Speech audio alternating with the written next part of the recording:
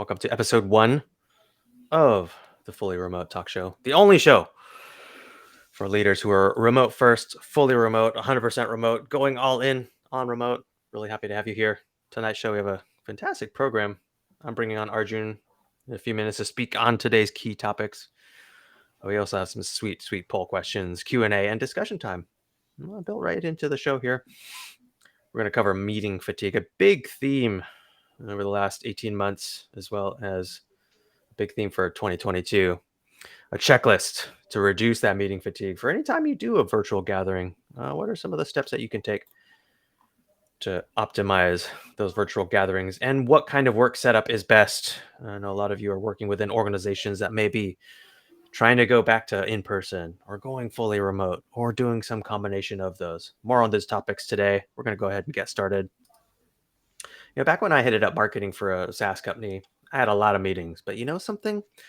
I had a tendency to enter one meeting thinking about the previous meeting, or maybe thinking about my next meeting. I wasn't always present, so I really encourage you to try this exercise. Get a one-word opening from the people in the room in your meeting. I'll give you 20 seconds to think about your one word and enter it. Give yourself a chance to be present. And there's no right or wrong answer here. We'll jump in here in just a second to see everyone's responses. They will be anonymous, so don't worry about transparency. That's the most important thing here. All right, let's see what we got here in our word cloud today. Thirsty. Intrigued. I see answers like intrigued and excited. Those are, again, there's no right or wrong answer. The first step in being present is just being aware of these things. All right, I brought CEO of Zinc.ai, Arjun Sundararajan, to keynote this first episode of the show. Arjun's been a head of product, a CTO, entrepreneur in web residence, and now successful serial startup founder. Thanks for helping me kick off this first episode, Arjun. Remote first is going mainstream. The job market is nuts right now. More and more companies are recruiting for fully remote roles, yet not every leader is fully prepared to manage people in this way. I know you've done a lot of research and spoken to a lot of leaders on this topic. Meeting fatigue is a constant theme. Tell us what you've discovered about meeting fatigue lately. Yeah, for sure. Thanks, Andrew. Thanks for having me over here and the first episode of the fully remote talk show. I'm pretty excited to be here, and I think the topic of a fully remote makes perfect sense. I think this is a call that a lot of people. It's been around for a while, the idea of like having remote teams, but like going fully remote has become like a great trend in the recent past, thanks to the pandemic. And at this point of time, like, it's like from talking to a lot of people, I would say like the top thing that comes to me is that like um, right now everybody is balancing between like the positives of this remote mode versus like what is like the downside of it. And for leaders who are running these companies, the coronavirus made it really obvious that the negatives are like very clear what it is. Like, you don't want to get coronavirus, but that might go away. But does fully remote still stand a chance to be one of the mainstream ways that people are doing? And that's what is top of mind for almost everybody.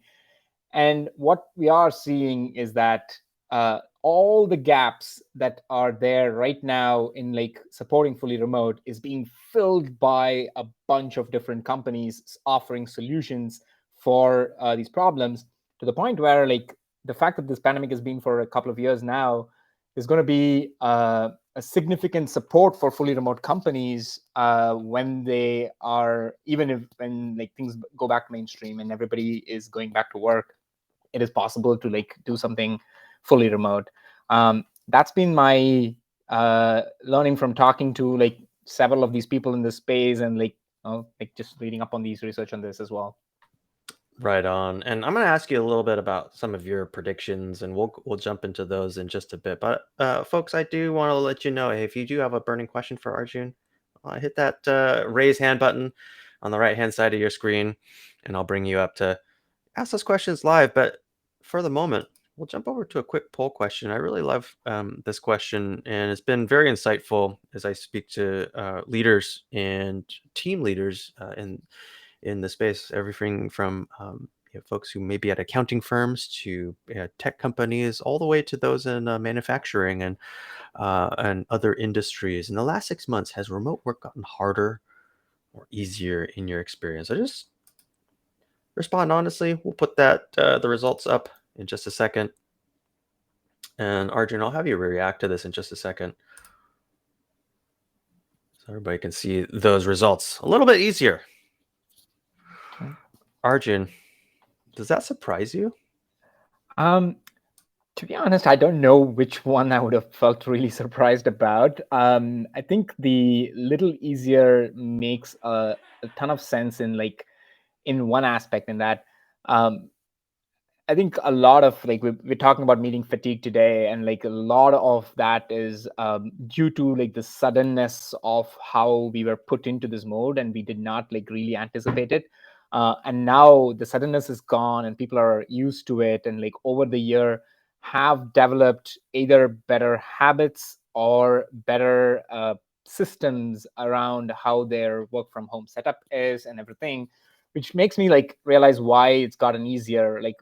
And we're going to discuss meeting fatigue, and like a lot of the things that we're talking about comes from like being pretty suddenly put into this mode of forced to be in like a remote world. Yeah, so I kind of see why that is like that. Okay, so for those of us who are new and maybe coming to this topic potentially for the first time, I fully believe it. What is meeting fatigue, and like what causes it? Let's you studied this for a long time. Yeah. Share with us what you know. Yeah, I mean, long in the relative world of being remote for sure, but definitely have spoken to a few people on this topic. I think we've all seen this meeting fatigue as a.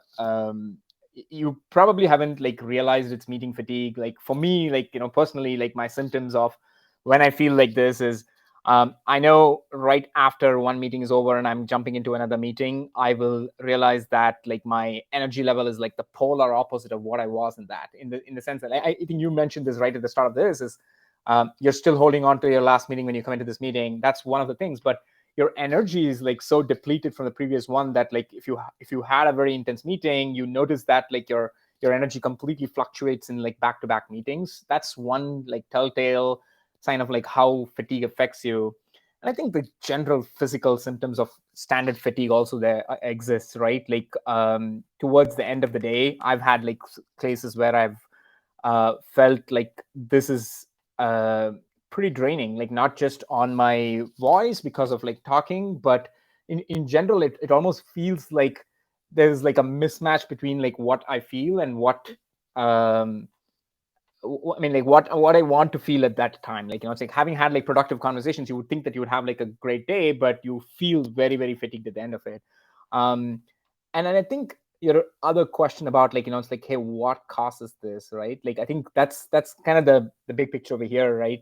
Um, I would say that like there's several things, like it's like there are so many research topics on like the camera use, about what it means to have the camera on all the time, especially seeing yourself all the time. There's like several theories around that and everything, but overall I think if you look at all the research in general, I would say that you got to pay attention to the environment. So in the real world, when you had a meeting, the environment gave you so much of cues. So you are in a big ballroom and like you're sitting in a table with like a few of your friends. That's a very different cue of how you need to be behaving and how you need to be prepared for that kind of event. Versus like say you're in like a small room where everybody is doing like a quick passing around, and like you're standing up, and like stand-ups are very different vibes, and the environment gives so much cues over here, cues on like how prepared you should be or how you should like do this and what kind of cues you should be looking for other people. And that's there, but when it suddenly came to this remote world, you didn't have that many environmental cues. You were put in a grid of faces, and that's pretty much the same mode for most of your meetings, whether it is your one-on-one or your big company-wide all hands or your product launch, everything was happening in either this grid of face mode. um, and so like the analogy for that is to say that like when you are in a grid of face and like you're putting somebody's face up in center, it's kind of the feeling of as if you're standing inside like an elevator, like a crowded elevator where there are multiple people. I know that some of us have not been in a crowded elevator in a couple of years now, but I guess we understand that feeling of being able to see everybody's face close up, where almost to the point where you can actually like see what is stuck on their teeth kind of close. And when you are at that level, you behave in a very, very different way. Now imagine having to do that for all different types, like you're brainstorming and you're like standing like that inside an elevator. And that's actually a very, very huge cognitive dissonance for you. And another, the other mode that like the virtual conferencing solution offers is where somebody's presenting, you're not even on camera and you're just off, which means you're almost as if it's like you're in a theater and like you're watching it, like you could might as well have popcorn in your hands and watch it. Like that's the other mode that exists. So you have only one of these two modes, and all your different types of meetings are happening in this modality. So your brain is not able to like perceive that like, okay, there is like a big dissonance over here, like, and it doesn't make sense. And so you're over representing yourself or like sort of toning down, and like you're making these calls on the fly. And that what mostly causes this fatigue. And compounding to this is the idea that of course there's a raging pandemic and like there's anxiety around that. And so all of that, and also like you don't have you have a poor work from home setup, or like you have like your case, like you have like somebody like talking in the back or like kids there. And so it all changes how we behave. And so I would say that's like the big cause for meeting fatigue. Right on. That was power packed. Yeah, I'm going to ask you so much in future episodes about environmental cues. Arju, I'm curious. We're stuck in these two modalities, either being in a grid or just being a spectator. Um, Yet, most, if not all, companies around the world are having to deal with this. Who in an organization needs to own this fatigue? Because I've literally seen it affect productivity, affect engagement, um, all kinds of different symptoms that negatively impact an organization. They hurt the organization in terms of productivity.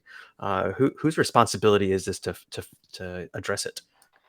Yeah, that's actually a very interesting question, because at this point of time, like it's mostly the individual sort of taking it in their own hands, figuring out ways in which they can like remain fatigue. It's there, but I think the majority of the owners, in my opinion, lies in the people who are hosting these meetings.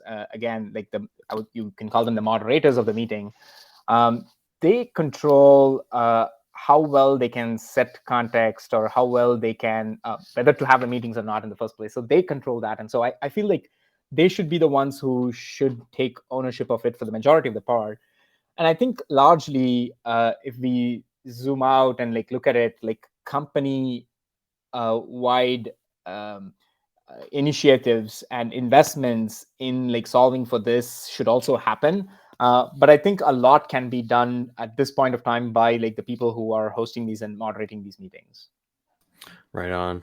I want to move us over to another quiz, a poll, folks. Yet another one, but a slightly different format. I came across some research, which work setup is the number one most emotionally exhausting?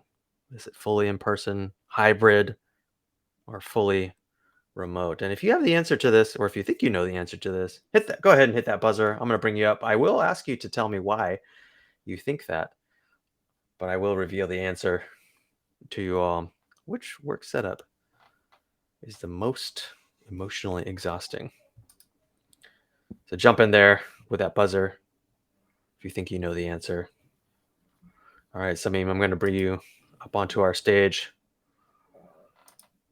I'll go ahead and unmute you. And tell us what you think. Great. Hi. Yeah. Personally, I feel like fully in person is the most emotionally exhausting because you have all the factors of getting ready, commuting, having to, be sitting in a controlled environment, maybe being monitored. It's not as comfortable as being at home. Right on. I'm gonna give you the answer here in just a second, folks. But I will let you know, Samim, you are now wrong. Oh my god, that's so brutal. I love it. Hey, ouch. And thank you for sharing, Samim. The correct answer is number 2. Hybrid is the most emotionally exhausting, and this came from some research at tinypulse.com, where they surveyed over 400 different organizations worldwide on the emotional exhaustion associated with these different work settings. And consistently, it was hybrid. Arjun, I'm going to turn it back to you. Yeah. What's your reaction? Yeah, I think I think I can see where that is coming from. I would have probably like guessed it to be like fully remote, but like I think like where this is coming from seems it seems to make sense. Primarily from the added, I think there's two things, right? Like what it is for hybrid for people who are in that meeting in person in the room versus like what it is for like somebody like adding in remote. If you really think about like the people who are remote in an hybrid meeting, it is like the worst and emotionally draining experience. If you are, because most of like there's a bunch of people who are having a high fidelity, high bandwidth communication, and you are like restricted by like this small screen and like the bandwidth of your what your internet provides, and it could be like intensely draining to be able to read the cues of people who are talking to each other, be able to make as much of a presence as you could if you were in person. So I can totally see that. Right on. I love it. And so on the show, folks, we want to make it as actionable as possible. And Arjun, I know that you came today. We spoke a little bit before today's show. It's that you had some consistent themes that came out of your research and discussion with leaders. That you had a quick checklist for us. I mean, what are some of the key tactics that I can actually bring to my office or virtual office that are going to help me reduce fatigue? Tried and true. Yeah, I think this is something that's like a larger checklist that I have, but I probably want to share like the top three that come to mind over here, and I want to like take and write this down and like share that for everybody later as well. But one of the top things which I would suggest is very counterintuitive to where I am is first up as a moderator of a meeting, and this is all targeted as like if you are a host of a meeting or if you are organizing a meeting for your company or you're building the meeting culture of your company. I think these are some things to like pay attention. Is like first of all to even figure out what are some of the meetings that needs to be there versus what are some of the meetings that shouldn't even be meetings, and like be and how much of asynchronous culture should we embrace. And I think this is going back to like the idea that like meetings are inherently this could be this argument could have been made even before meeting fatigue came into place, but I think this meeting fatigue has exacerbated this problem of like meeting being exhausting as well. So I think now to start thinking about whether a meeting even makes sense is there.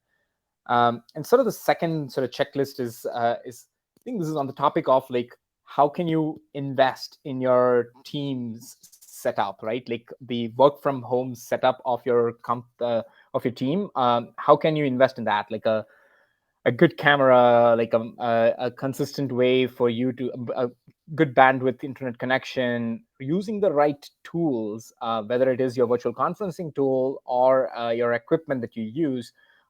Those are a very important part of equipping your entire organization or your team for preventing meeting fatigue for sure. And then the third one, which actually goes back to the thing about like, it's like the environment over here, right? Like, and this is super important in that like the cognitive dissonance happens from like the lack of context. And so how can you like set your environment in a way that people are very clear as to what is happening over here? Like, for example, in this case, like it's very obvious that like, okay, I'm here in the center of this meeting, and then like Andrew's here asking the question. but not often you get that kind of visual cue when you are in a meeting, and like you're almost always in like a, it feels like you are on stage when you need to be like sort of sitting back and relaxing and watching it. And so being able to make that context obvious, so either using something that makes the context obvious like this, or even as a moderator to start the meeting with like setting the right goal and the context for that meeting before you go on, can like reduce the fatigue and increase the engagement of a meeting for sure. There's a few other ones, and like I think these are the more broader ones that I wanted to cover for this. Right on. So if I just replay that really quick, it's, number one is be super judicious about scheduling meetings in the first place. That's just a healthy habit we should all get into, healthy hygiene. Number two is invest in your team setup. It's not that expensive to get a 1080p camera and maybe get some lighting to aid in those environmental cues. And then number three is set those expectations so that, because we don't have those environmental cues all the time, but hey, is this an exchange of info grid style? Am I going to be on stage, or am I going to be in the theater? If I can prepare for that, that can help me with meeting fatigue. That's fantastic. And I would love to be able to share more of those. Arjun, I know that there was a lot more to that list. What can we do to get that entire list? Should we just follow you on LinkedIn? Yeah, I think that's probably like the best way. I'm gonna put this together and share that on LinkedIn sooner, so follow me on LinkedIn. Awesome, awesome. And folks, just so that you know as well, we will send out some meeting notes from today's first episode. I'll also send you the recording from today. So if you can't make it all of it, no worries, no worries. I know that we all have lives to get to, but that this is important. So I appreciate you investing your time with us today. All right, I want to open it up to some Q&A, folks. Just enter your questions into your box on the right hand side. You can ask a more vulnerable question by checking the ask anonymously button there, but I highly encourage you to just raise your hand. I'll unmute you and have you ask a question live. We've also got a few questions that were submitted via email prior to today's first episode as well. So I'm looking forward to diving into those. So while you folks think of those, I'll jump into some of those as well. And I do see an anonymous question. Arjun, I think you have an opinion on this. What are the, perhaps not an opinion, but observation, what are the actual symptoms of meeting fatigue? Like, how can I tell if it's happening in my organization, in my one-on-one? Yeah. I think the personal symptoms that you are seeing, I think I mentioned about that, like, like how you feel when you are feeling meeting fatigue. And I think some people don't even realize that it's related to meeting fatigue. And so, like, when you are seeing this change in intensity between your back-to-back meetings, those are all like signs of fatigue. And like I mentioned a few of those earlier. But as an organization, as a company, as a team leader who's looking at the organization, uh, some of the big um, signs of meeting fatigue is like, people constantly like not feeling comfortable switching on the camera. Then they're like pretty much like going to into a theater mode when they really have to be in that. And again, like this again is like the context of meeting. We are in a brainstorming, let's all like there. A general guideline is that like if a meeting requires like a bit of trust and like connection, then like having a camera on is really helpful. But if you see in those kind of cases that like people are shying away from it, you can sense that like they're pretty fatigued. Uh, Another sort of telltale sign in the long run, again, at least that what we've been seeing is that like people just like literally like zoning off, like churn, company churn, and everything is happening, and could be symptoms of meeting fatigue. And like it's been correlated. There are a lot of research that shows that that's correlated to it. Um, One other thing that I would mention is that like these symptoms, some people are more vulnerable to meeting fatigue than others. For example, new employees who have still not formed a trusting relationship with the team are more vulnerable to meeting fatigue because they just don't belong yet into the team. Another group which is kind of sad is that like people who feel like they need to be presentable in camera. Like this is largely women face meeting fatigue a lot more because they have a bit of a compulsion to say that like you're expected to like be presentable on camera. Yeah, so it's important to pay attention that like meeting fatigue affects different people. So in an organization, you need to take care of the more susceptible people first.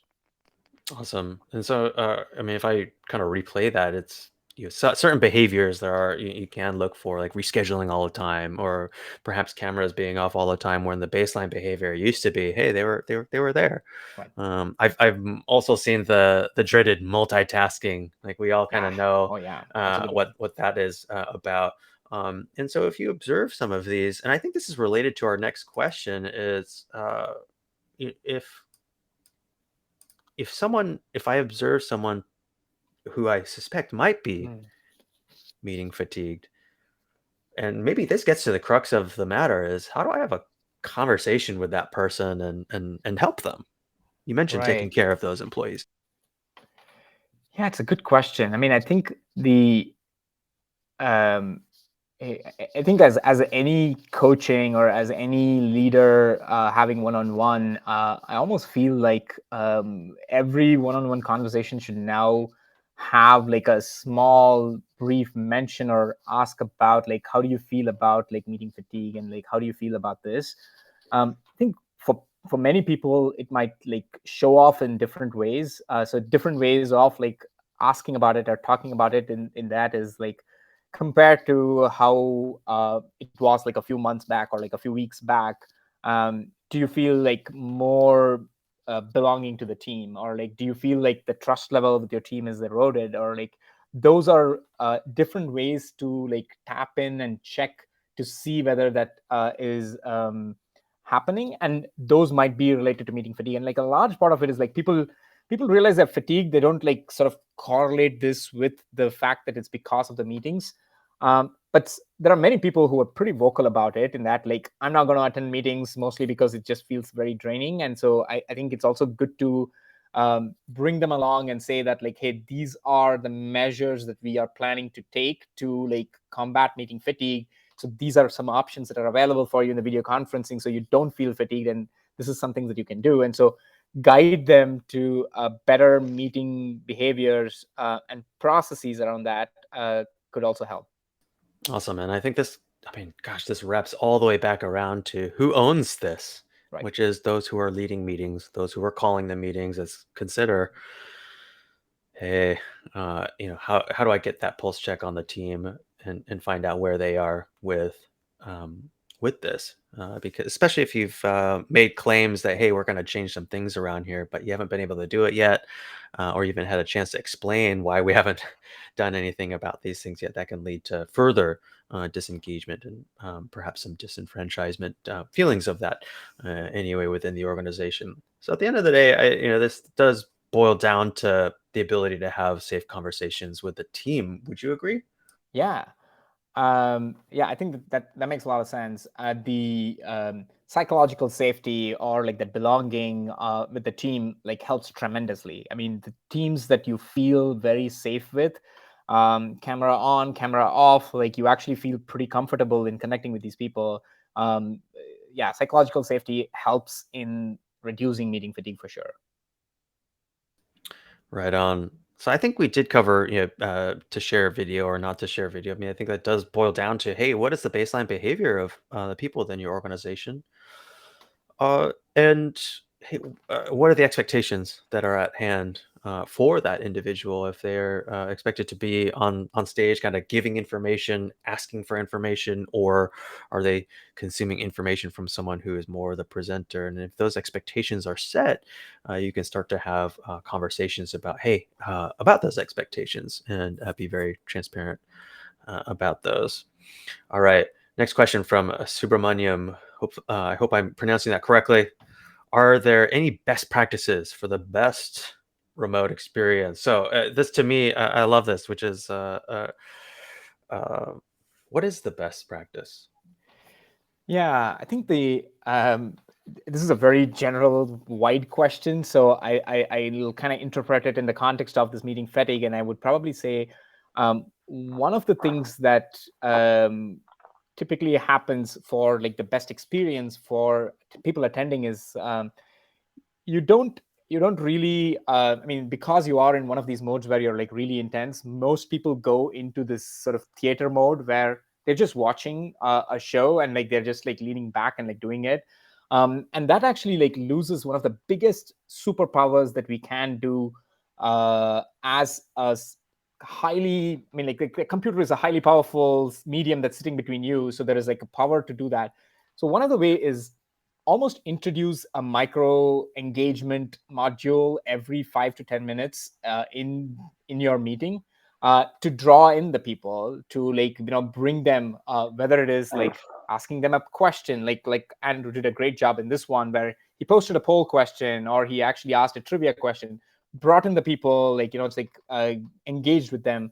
That's actually a great way to both increase engagement, and I think once you feel like you are sort of involved in this, the engagement increases and the fatigue reduces. And so that's a I would I would say that like a great practice for best remote experience. Fantastic. I love this next question is, Arjun, how many hours of virtual meetings is just too much? Like, if you had to put a number on, like, hey, here's the line Oh for gosh. anybody on any given day, what's that number?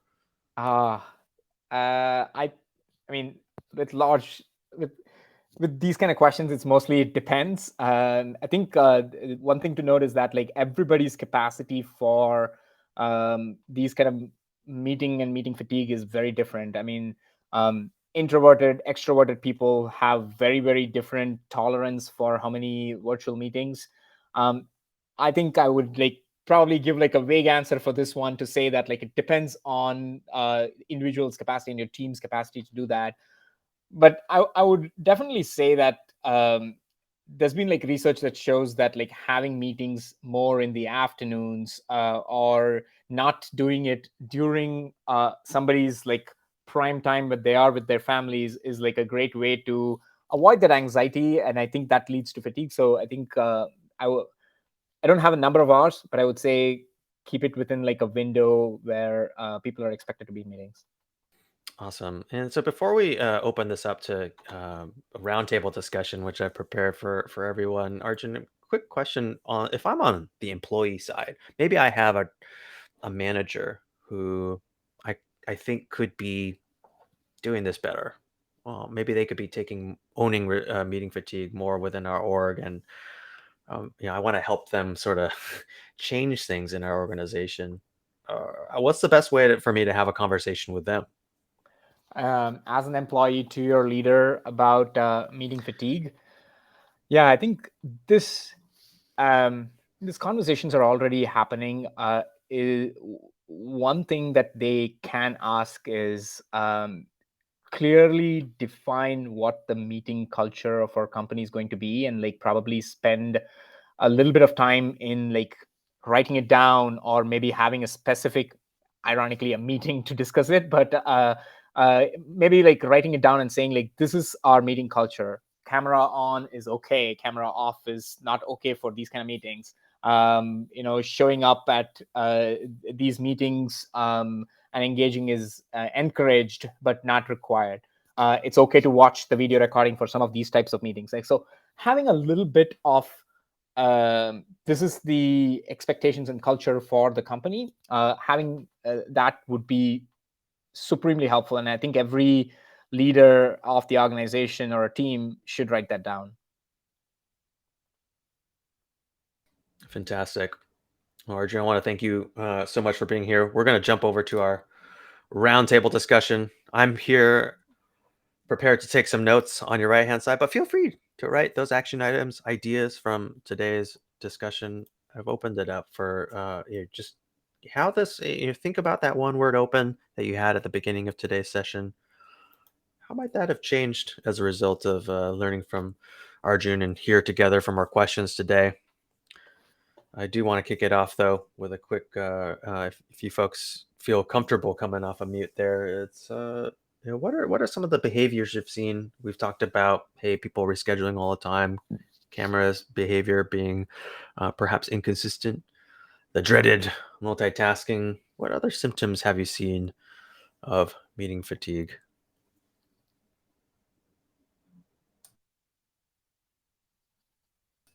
Jay, I know you have an opinion on this as well. I'm calling on people. Yeah. So, I mean, one of the things I've noticed in the past is uh, so typically, like you find like people who are usually a bit shy in regular settings tend to be even more shy because the sense of like you being right next to someone else in the cluster, like as Arjun mentioned about the environment, makes them even more reticent about the whole thing. So, someone who's leaning on the spectrum of like, I rarely share my ideas would absolutely not share their ideas. And you see that quietness where, is it, do I want to break the silence, right? Do I want to be that person who's going to be now talking and everyone's like looking at me? So that kind of that tension drives people to be even more quieter. I think people have actually been typing those similar things I've been talking about. Yeah, so I think a lot of people feel the same way as well. That's awesome. I've certainly noticed that in situations where, say, the CEO of the company might be in the room, and perhaps people kind of wait for that person to state their opinion, or if they do state their opinion, then others don't necessarily feel that they have a chance because, hey, the CEO has spoken, and so that's kind of what we're going to defer to. And I'm curious if you were to do some of those exercises that Arjun has recommended, what do you see being difficult there? I mean, to me, I have an idea, as being judicious about setting up meetings, investing in team setups, or setting those expectations. I mean, where do you feel is the sticking point? What's going to be the hard part?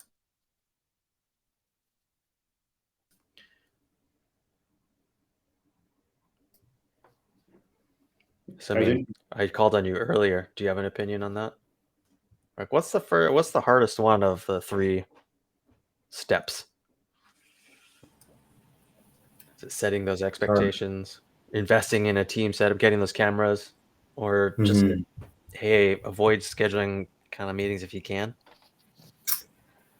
I think the third one is the hardest one because there's like a lot of momentum culturally and from a habit standpoint. The people who schedule the meetings maybe are a bit older, or your bosses, or in some cases really ingrained in that previous kind of behavior. So yeah, I think that's the hardest to change. A lot harder than going and buying a nice webcam, I think.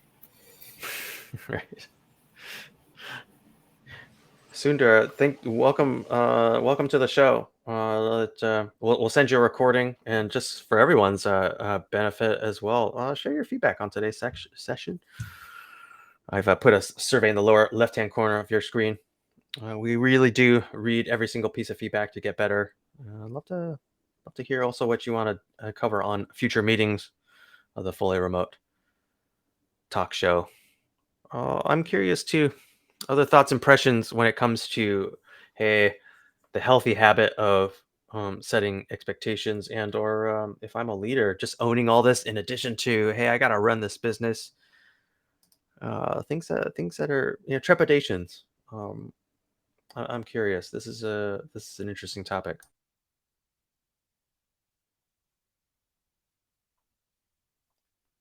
And then, folks, if you do have to run, I know that it's getting to be end of day. We will record the session. I'll send you those recordings, and we'll continue this roundtable for another few minutes, and before we wrap up. But thanks for being here,